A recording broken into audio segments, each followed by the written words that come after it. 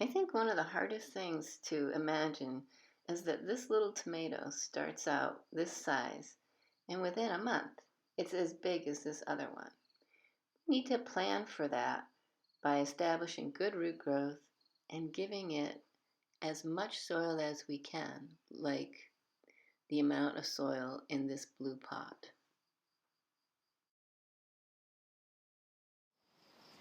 So tomatoes have adventitious roots that come off of their stems, and this here is where they'll come. Now this is a really well-grown plant, so you don't see any roots starting to develop, but when you get a six-pack of tomatoes, you'll notice probably little bumps all up and down here, and this is all where roots come all through.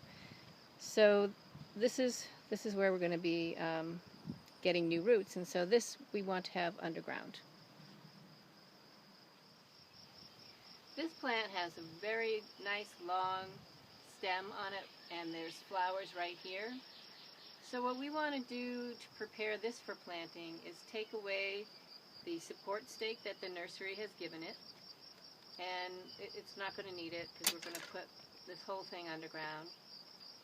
We take the tag out because you definitely want to know what kind of tomato plant you have. And then we're going to just take the plant off. And always when you remove a pot, you want to invite the plant to let go of the pot. So I give a little gentle squeeze around the pot, kind of give it a little shake. And I'm very careful not to disturb the root. I don't want the soil falling apart. I want to support the top of the plant while I'm moving it around. And this plant has a nice long stem that's going to give us roots all the way up. So I'm putting this plant in the very bottom of the pot. So you can, if you'd like, you can remove leaves that are underneath the soil, but it might be better not to unless you have some sort of cutting tool, because you can damage the plant by removing the leaves. And I've planted them underground all the time. It doesn't really make any difference. So say you don't have a pot like this, and you're going to be planting in the ground, and you can't dig a hole this deep in the ground. Easy. So you just take the plant and you lay it on its side, and you put this whole part in a trench, and you cover this whole area with soil here, and you just allow that much to be sticking out of the ground.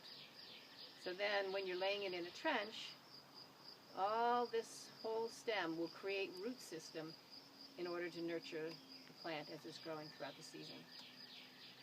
But for this, we're going to be putting the soil all the way down to the bottom, the soil ball, and then we're going to just fill up the pot with dirt. And this is about as easy as it can get for planting a tomato plant.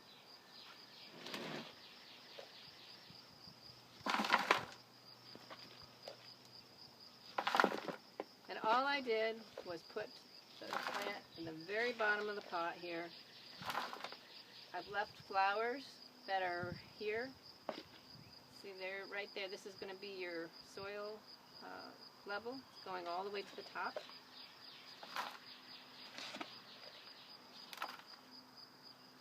And you just never pack it down. You're just adding soil in there gently, bringing it all the way around the plant, loosely filling it in. You don't need to do any tamping or packing.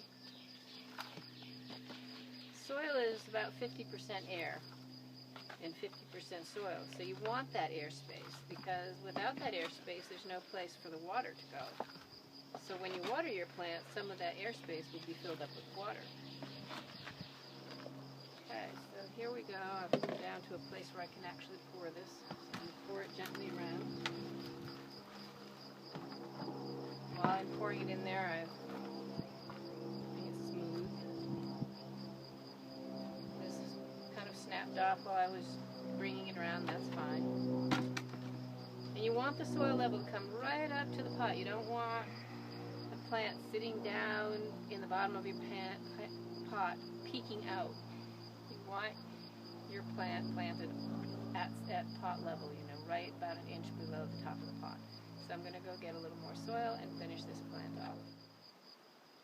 So I've filled this all the way up. I'm going to give it a little jiggling that's all the packing that I'm going to do. When I take a pot, I might go like this on the side of the pot, or jiggle it a little like this with a big pot that's harder to lift up. And I want the soil to be evenly distributed around the entire top of the pot, but not tamped down, just, kind of jiggled in a little bit. Don't forget to put the tag in so you know what kind of tomato you planted in which pot. That's important because you want to know which one you want to buy again next year.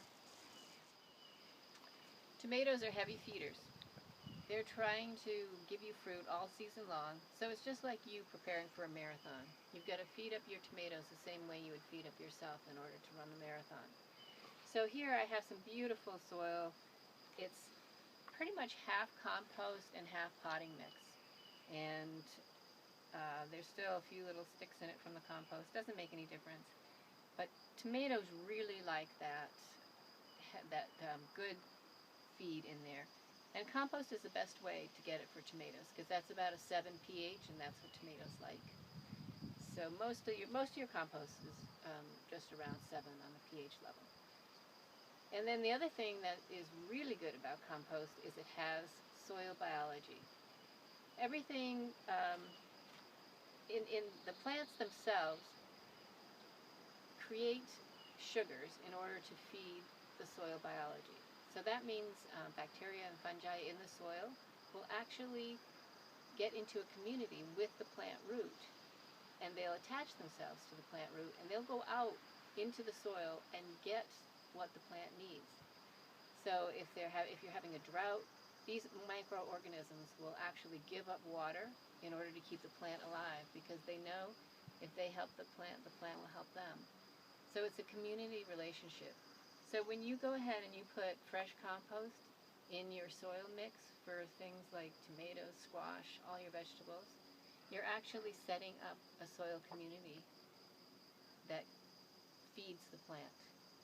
So you'll find when we come back in another week or 2 weeks, it'll take about a week or so to see difference in this plant because right now it's going to be setting up roots. But in another couple of weeks you'll see this plant really be changing and growing in a new way. So we'll look forward to seeing that. So this plant is a little bit shorter than the last one we just planted. These roots are not so crazy that you would have to break them up. You can do a little bit if you want because you don't want them going ring around the rosy. So you can do a little bit of that, but you don't need to do too much because this plant is really well grown and it's just right for planting.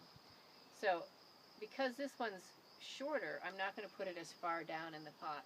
And there are just some flowers coming there, and I want to make sure those stay above the soil. So now the soil is holding on to the plant. You can pour this other soil in. Make sure that's not pushing too hard on the plant. Everything about planting should be nurturing, gentle, inviting, encouraging. We're not forcing the plants. We're working in community with them, and we're supporting them in their growth because when we support them, they support us. So here they are a month later, fruiting and flowering and looking big and bold. It's hard to imagine that they started out as just a little teeny plant in a little teeny pot.